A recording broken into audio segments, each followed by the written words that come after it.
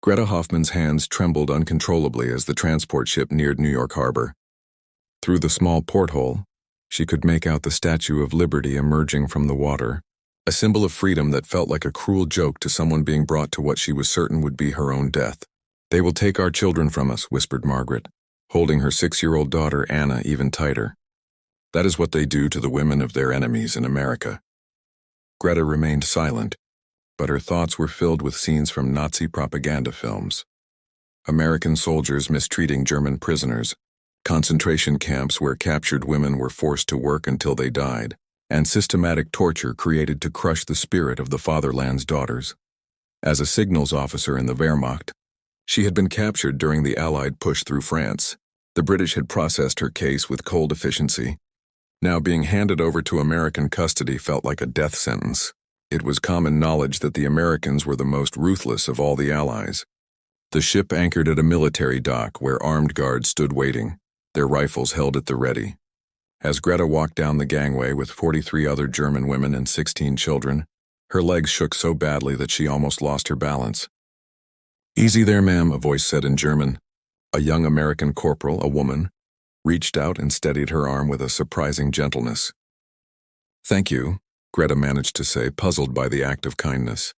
"Welcome to the United States," the corporal went on in accented German. "I am Corporal Sarah Mitchell. We will be processing you for your journey to Camp Crossville, Tennessee." The processing center was warm, clean, and staffed entirely by women, American military personnel who seemed more focused on efficiency than on intimidation. Greta watched in a state of confusion as each prisoner was given a medical checkup, clean clothing, and a meal that was better than anything she had eaten in the last months of the war. "Mama, look," Anna cried out, holding up an orange. Real fruit. Margaret broke down in tears at the sight of her daughter's happiness, not out of sadness but from the sheer confusion of receiving kindness when she had been expecting cruelty. "Mrs. Hoffman," a voice said in perfect German. An American officer, Captain Elizabeth Warner, came over with a clipboard and a look of what seemed to be genuine concern. "You are scheduled for transport tomorrow morning. Do you have any immediate medical issues?" "No, Captain, what is going to happen to us?" Warner's expression grew softer. "You will be taken to a detention center where you will stay until arrangements can be made for your return home. We adhere to the Geneva Convention protocols for the treatment of prisoners." "But the children? Families are kept together. We are not monsters, Mrs. Hoffman." That evening, in temporary barracks that were cleaner than any military accommodations Greta had known in Germany, she lay awake, listening to the other women whisper their bewilderment and tentative hope. Outside, the American guards patrolled without their weapons visible, and through the windows, the lights of New York City shone brightly, a display of abundant electricity that seemed impossible for a nation that was supposedly devastated by war. Something was profoundly wrong with everything Greta had been taught about her enemies. The train ride to Tennessee lasted 2 days, and during that time, Greta's entire understanding of America was systematically dismantled. Instead of the cattle cars she had anticipated, the German prisoners traveled in ordinary passenger coaches with comfortable seats, windows without bars, and access to a dining car that served food superior to the rations given to Wehrmacht officers. "This makes no sense," muttered Helga, a former nurse who was sitting across from Greta. "Where are the guards? The chains? The brutality we were told to expect?" American military police were present in the same cars, but they spent more of their time helping children with their luggage than they did intimidating the prisoners. One young soldier, Private Johnson from Georgia, had spent an hour teaching Anna simple English words, while her mother watched in astonishment. "Cat, C-A-T, cat," Anna repeated with care, pointing to a picture in a book that Johnson had given her. "That's perfect, sweetheart," Johnson praised. Then he looked at Margaret. "Ma'am, she is a very quick learner. You should be proud." The casual kindness was more unsettling than hostility would have been. Greta had mentally prepared herself for torture, not for courtesy. Her psychological readiness for martyrdom was useless against captors who treated them like human beings. As the train made its way through Virginia, Greta pressed her face against the window, observing the American landscape. The farms looked prosperous, the towns showed no signs of bomb damage, and the sheer abundance of everything, cars, electricity, Well-maintained roads contradicted years of propaganda about America's supposed weakness. "Greta," Margaret said in a low voice, "do you think they are fattening us up before whatever happens next?" "I do not know. But if this is a form of psychological torture, it is remarkably sophisticated."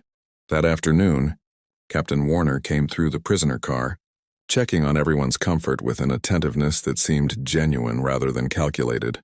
"Ladies," she announced in German, "we will be arriving at Camp Crossville tomorrow morning. I want to address some of the concerns that I'm sure you all have." The car became silent as 43 women waited to hear their true fate. Camp Crossville is a detention facility, but it is also a community. You will have private barracks, access to medical care, educational programs, and recreational activities. The children will attend school and families will remain together. "Why?" Greta asked before she could stop herself. "Why would you treat enemy prisoners so well?" Warner looked her directly in the eyes. "Because the Geneva Convention requires it, Mrs. Hoffman. And because we believe that how we treat our enemies defines who we are more than how we treat our friends." That evening, as the train continued its journey south through a landscape untouched by war, little Anna fell asleep on her mother's shoulder, still clutching her English picture book. Around them, German women who had been shaking with fear just a few days earlier were now trembling with confusion about their captors, who fed their children, taught them new languages, and spoke of dignity as if enemy prisoners were deserving of it. "Helga," Greta whispered to her friend, "what if everything we were told about the Americans was a lie?" "Then we have been fighting for the wrong side," Helga replied quietly. Outside, the American night was ablaze with electric lights that stretched as far as the eye could see, a display of abundance that was more devastating to the German morale than any weapon could have ever been. Camp Crossville emerged through the Tennessee morning mist, like something from a dream, or a carefully crafted deception. Instead of the barbed wire fortress that Greta had envisioned, she saw neat wooden barracks arranged around a central square, with flower gardens and what appeared to be a playground, where several children were already playing under the watchful eyes of American guards who smiled more often than they scowled. "This cannot be real," Margaret whispered as their transport truck drove through gates that were standing open rather than being locked. The processing building was efficient yet humane. Each family was given a barracks assignment, meal schedules, and an orientation packet that, unbelievably, included a small map of the recreational facilities. "Mrs. Hoffman," said Sergeant Linda Hayes, the camp's intake coordinator, "you and your tent mates will be in Barrack 7. It has 4 beds, a small common area, and private storage for your personal belongings." "Private storage?" Greta repeated, certain that she had misunderstood the English. "Yes, ma'am. We believe that people need their personal space even when they are in detention." The barracks exceeded every expectation that Greta had tried not to have. There were clean beds with real mattresses, windows with curtains, a small stove for heating, and, most shockingly of all, a private bathroom with running hot water. "Mama!" Anna shrieked with delight, turning on the faucet and watching as hot water steamed into the sink. "Look, hot water whenever we want it." Margaret sank down onto one of the beds, completely overwhelmed. "Greta, I had hot water twice a month in Germany and I was an officer's wife. These Americans are giving it to their prisoners." Their other 2 roommates arrived a short time later. Frida, a former teacher from Hamburg, and Katharina, a young widow whose husband had been killed at Normandy. "Have you seen the mess hall?" Katharina asked, her eyes still wide with disbelief. "They are serving meat, actual meat, and vegetables I have not seen since before the war." That afternoon, Captain Warner held an orientation session in the camp's recreation hall, a building that was furnished with chairs, tables, books, and musical instruments, all available for the prisoners to use. "Ladies," Warner began, "I know that this is all very confusing. You have been taught that Americans are barbaric, that we torture our prisoners, and that you will be treated with cruelty. I am here to tell you that that is all propaganda." She gestured to a chart that showed the camp's facilities. "We have a school for the children, a library, a medical clinic, and recreational programs. You will receive mail from your homes through the Red Cross, and you will be able to write letters to your family members." "Why?" Greta asked, unable to keep silent any longer. "Why would you provide these things to your enemy prisoners?" Warner's expression was patient. "Because the Geneva Convention requires humane treatment, and because America believes that how we conduct ourselves during a war is important. We do not abandon our values just because we are fighting against our enemies. After the orientation, Greta and Helga walked through the camp, observing the details that challenged everything they had been led to believe. The American guards greeted the prisoners politely, the children played freely in the playground, and the overall atmosphere felt more like a camp for displaced persons than a prison. "This is a form of psychological warfare," Helga said firmly. "They are trying to make us forget that we are German, to break our loyalty through acts of kindness." But even as she said it, they watched as little Anna laughed while an American guard pushed her on a swing, and the sound of a child's joy seemed to contradict any sinister motive behind the American hospitality. 3 weeks into her imprisonment, Greta sat in the camp library, a building that would have been impressive even in peacetime Germany, struggling to reconcile her experiences with everything she had been taught about her captors. Around her, German women were reading books in both German and English, attending language classes, and engaging in discussions that would have been impossible under the rigid hierarchy of Nazi Germany. Mrs. Hoffman, called Mrs. Eleanor Thompson, the American librarian who had taken a particular interest in helping the prisoners to improve their English. "I have found that book on engineering you requested." Greta accepted the technical manual with hands that no longer trembled. The initial terror had faded, replaced by something more complicated, a sense of gratitude that felt like a betrayal. "Mrs. Thompson, may I ask you something personal?" "Of course, dear. Why do you work here?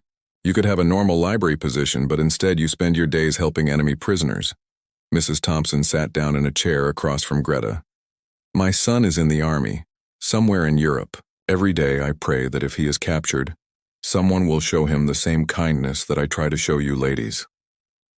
The simple humanity of her answer made Greta's throat tighten. She had been prepared for propaganda, for manipulation, or for some kind of strategic deception, not for the genuine maternal concern of a woman whose son might be fighting against German soldiers.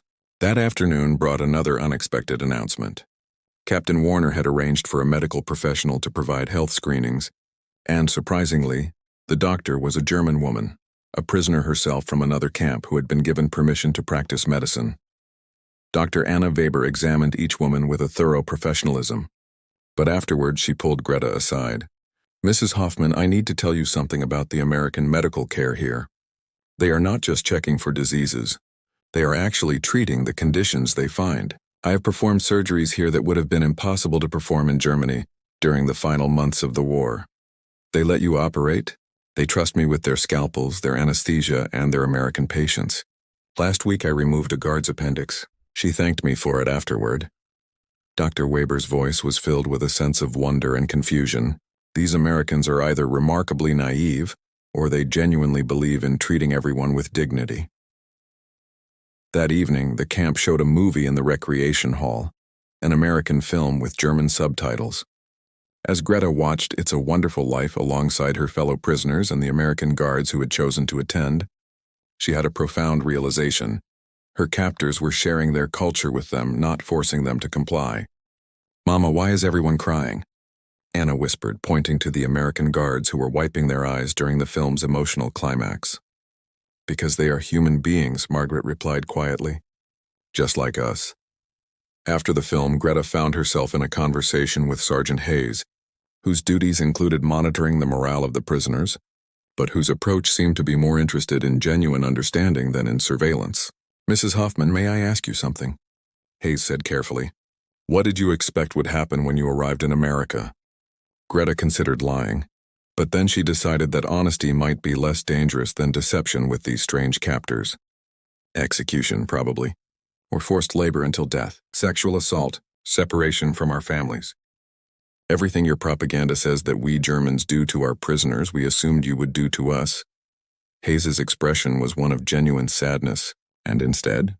Instead, you gave my roommate's daughter hot cocoa and taught her how to speak English. Instead, you let a German doctor operate on American soldiers. Instead, you show us movies that make your own guards cry. Greta paused. You are destroying everything we believed about you, and that is more frightening than torture would have been. 6 months after her arrival at Camp Crossville, Greta received a letter through the Red Cross that changed everything. The thin, carefully censored paper brought news from her sister in Berlin. Their family home had been destroyed in a bombing. Their mother was dead, and their father was missing. Germany was devastated, occupied, and facing an uncertain future.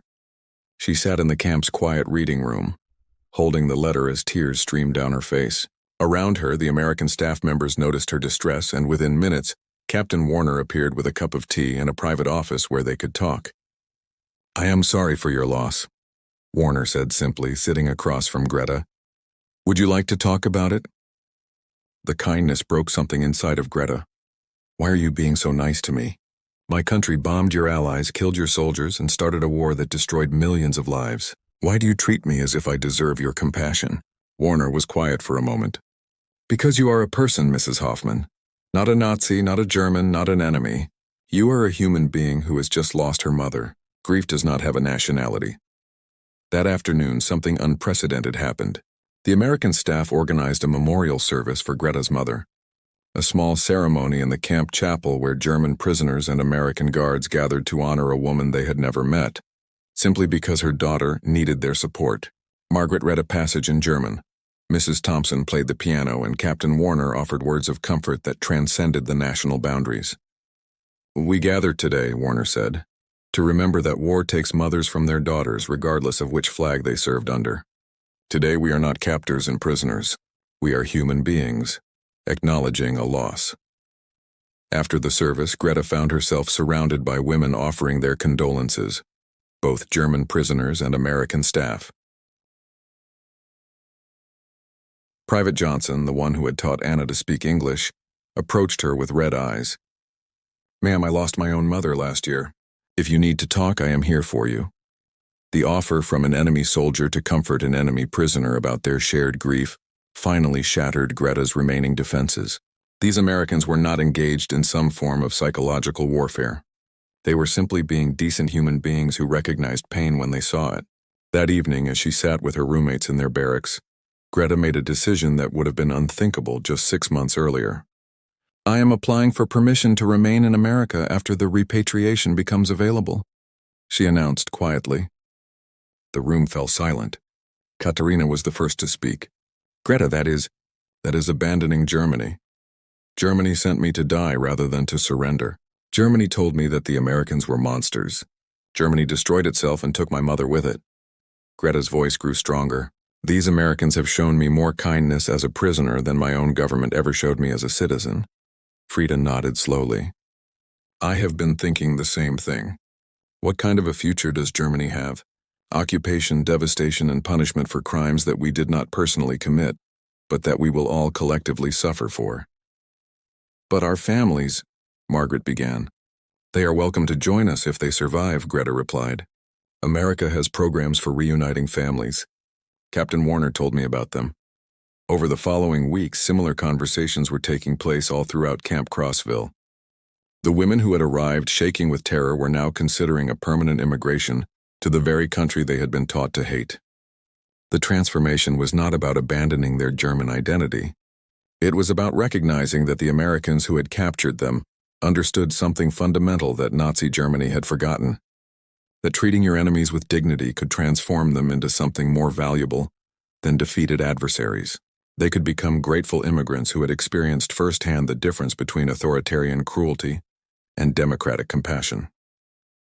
1 year after her arrival, Greta stood in Captain Warner's office, holding an application form that represented the most significant decision of her life: a request for permanent residency in the United States of America. "Mrs. Hoffman," Warner said carefully, "I want you to understand what this means. You will be renouncing your German citizenship, pledging your loyalty to the country that defeated yours, and potentially never seeing the family members who remain in Germany." "I understand, Captain, but I also understand that the Germany I once knew no longer exists. The country that sent me to war was built on lies about racial superiority and the barbarism of its enemies." Greta's voice was steady. "Those lies died the moment your soldiers showed me kindness." Warner studied her for a long moment. "You know that there will be opposition. There are Americans who lost family members to German soldiers, and they will not understand why we are allowing enemy nationals to immigrate. Then I will prove my worth through my actions, rather than my words. That afternoon, Greta attended a meeting where 15 other German women had gathered to discuss the same decision.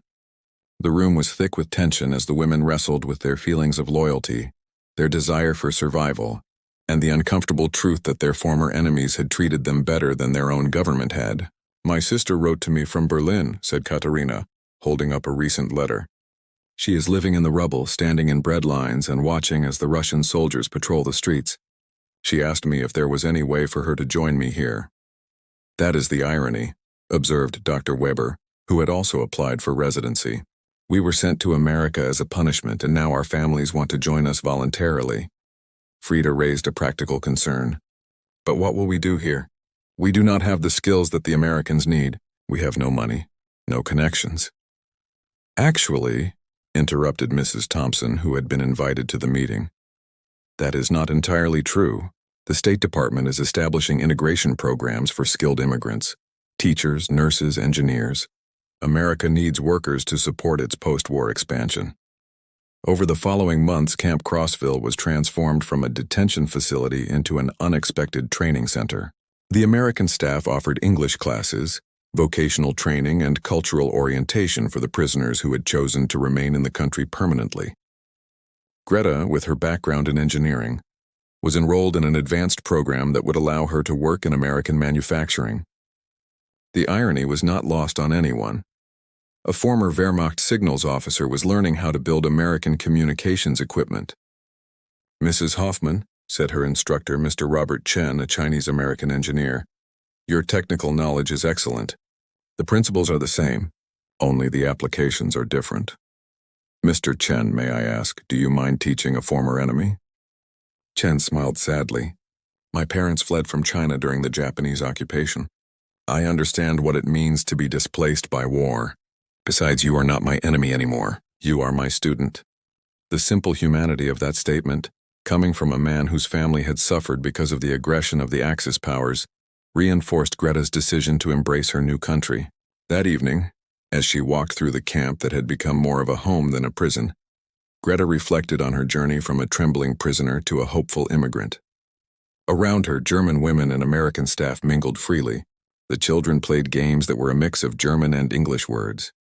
And the barriers between the captors and the captured had dissolved into something that resembled a community. Little Anna ran up to her, speaking in a mix of German and English. "Aunt Greta, Sergeant Hayes says I can help in the library tomorrow." Watching the child's joy, untroubled by any thoughts of national identity or wartime hatred, Greta realized that the next generation would be the ones to heal the wounds that their parents' generation had created. 2 years after arriving, Trembling, on American soil, Greta stood in a federal courthouse in Knoxville, Tennessee, raising her right hand to take the oath of citizenship.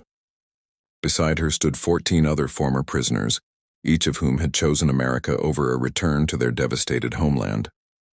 "I hereby declare on oath," Greta recited in her carefully practiced English, "that I absolutely and entirely renounce and abjure all allegiance and fidelity to any foreign prince, potentate, state, or sovereignty." As the words left her mouth, she felt the weight of her transformation. She was no longer Greta Hoffman, a German prisoner of war. She was becoming Greta Hoffman, an American citizen, an identity she had never imagined would be possible. Judge Thomas Harrison, a veteran who had fought in Europe, administered the oath with a solemn dignity. Afterward, he addressed the new citizens directly. "Ladies, I will not pretend that this is an easy thing for everyone to accept. Some Americans will question why we are granting citizenship to our former enemies. But I believe that America's strength comes from welcoming those who freely choose our values, even if they once fought against us." The ceremony concluded with the presentation of citizenship certificates and small American flags. As Greta held hers, she noticed Captain Warner in the audience with tears streaming down her face. "Captain."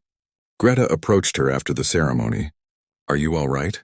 "I am proud, Mrs. Hoffman, or should I say Ms. Hoffman, American citizen." Warner smiled through her tears. "When you arrived here 2 years ago, you were shaking with fear. Today you are standing tall as an American. That transformation is a testament to the power of our values." That evening, the new citizens celebrated at a small reception that had been organized by the staff of Camp Crossville, and the local community members who had supported the integration program. The mixture of German and American accents of former prisoners and former guards created an atmosphere of improbable harmony. "Greta!" called out Margaret, who had also taken her citizenship. "Mrs. Thompson has brought her famous apple pie. You must try some." As they ate their American pie and practiced their English conversation, Private Johnson, who was now Sergeant Johnson, approached them with some news. "Ms. Hoffman, I have heard back from the immigration office about your sister's application. Her paperwork has been approved. She will be arriving from Berlin next month." Greta's hands began to tremble again, not from fear this time, but from gratitude and relief. Her sister would be able to escape the rubble of Berlin and join her in this strange new country that had transformed enemies into family. "Sergeant Johnson, I do not know how to thank you for helping with her application. You can thank me by being a good American, ma'am.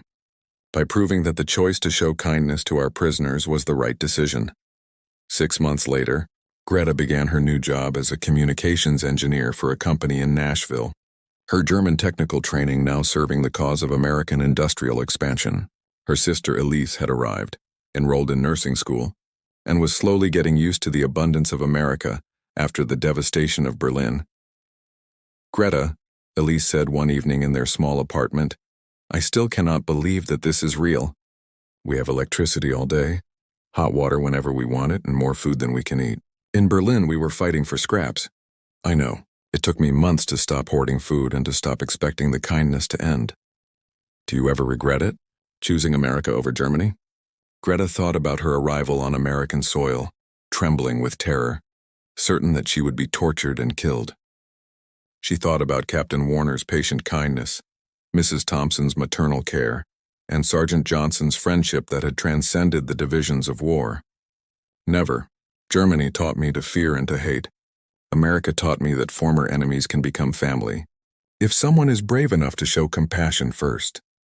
5 years after taking her oath of citizenship, Greta stood before a congressional committee in Washington, D.C., testifying about the prisoner integration program that had transformed her life. The hearing room was filled with journalists, politicians, and representatives from various immigrant advocacy groups. "Ms. Hoffman," said Senator Mitchell from Tennessee, "you have become something of a symbol for the successful integration of our former enemies. Can you explain to this committee why the American government should continue to support similar programs?" Greta looked around the room, noting both the supportive faces and the skeptical ones. She chose her words with care. "Senator, when I arrived in America, I was trembling with fear because the Nazi propaganda had convinced me that Americans were monsters who would torture and kill me. Instead, I encountered a people who treated me with a dignity that I had never experienced as a German citizen under Nazi rule." She paused, letting her words sink in. "That kindness did not just change my life. It changed my entire understanding of what a government could be. America proved that strength does not require cruelty, that victory does not demand vengeance, and that former enemies can become loyal citizens through the simple act of being treated with respect." Representative Davis from New York leaned forward. "But Ms. Hoffman, some of my constituents argue that we are rewarding the enemy nationals who fought against America. How do you respond to that?" "By pointing out that I contribute more to America as a grateful immigrant than I ever could have as a bitter enemy. I pay my taxes. I work in American industry. I am raising my daughter to be a proud American. Is that not a better outcome than leaving me in Germany, nursing my resentment and my hatred?"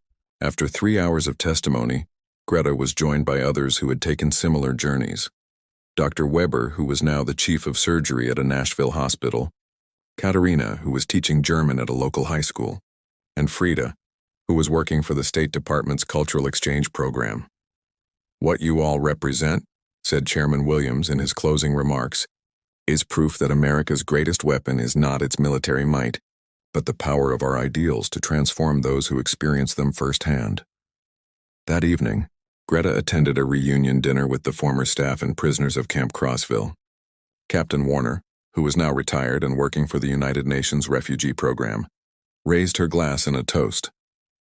"To the women who arrived here trembling and who left standing tall, you have proven that compassion is not a weakness. It is the foundation of a lasting peace. As the glasses clinked around the table, Americans and Germans, former guards and former prisoners who were now simply friends, Greta reflected on the remarkable journey that had brought them all together. 10 years later, Greta stood at yet another ceremony, this time at her daughter Anna's college graduation.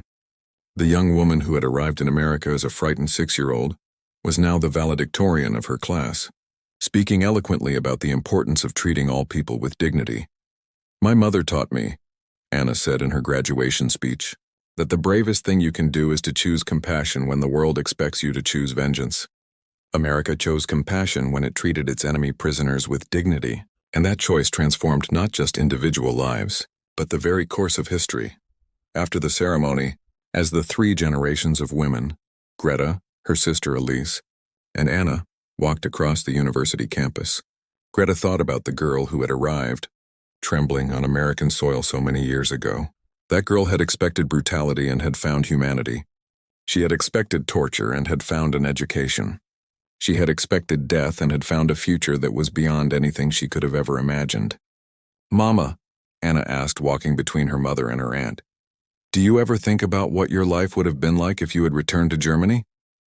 Greta looked at her daughter, who was brilliant, confident, and thoroughly American, and then at her sister, who had escaped the devastation of Berlin to build a successful career in nursing.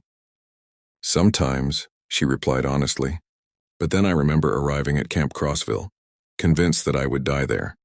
Instead, I learned that the enemy I had been taught to fear understood something that my own government never did, that treating people with dignity, even in their defeat, creates a loyalty that force could never achieve." They walked in a comfortable silence toward the parking lot, where Greta's car bore a bumper sticker that captured her entire journey in just 3 words. Proud American immigrant. The girl who had arrived trembling had indeed found something unexpected in America, not the brutality she had feared, but the basic human decency that had transformed enemies into citizens, prisoners into patriots, and fear